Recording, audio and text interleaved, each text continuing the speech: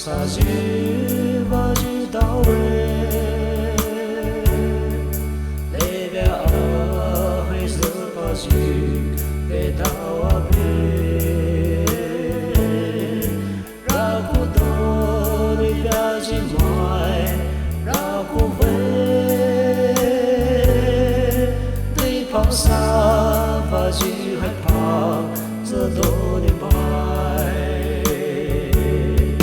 nên thế ba nên vì ra cô ye ba đi tay xa xa và chỉ đưa về ra đó giờ bài được chỉ bao giờ đi vì đâu giờ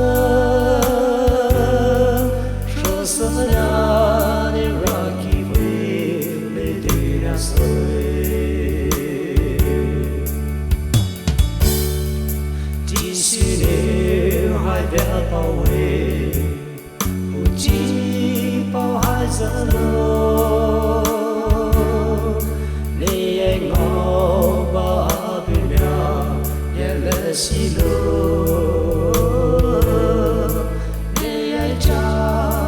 bư mai ye Sao bì ca Lê hay à bư mai đô nê Đã chỉ bao bưu ba mẹ về ra cô ye ba đi tay xa xa và chỉ biết về nó là giờ bài được chỉ bao giờ đi vì đâu giờ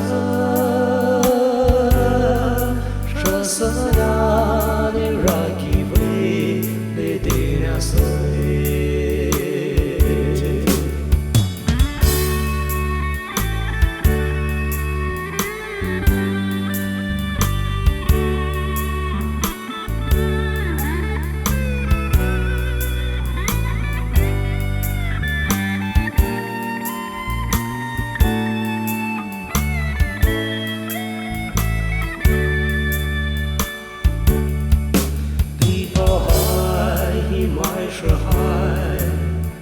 giờ cả tôi đi bay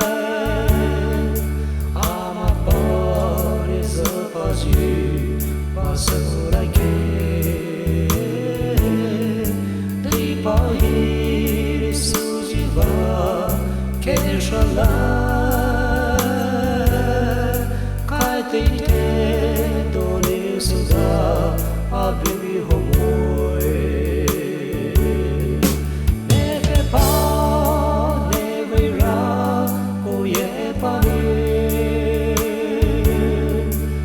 xa xa và chỉ biết về nó là giờ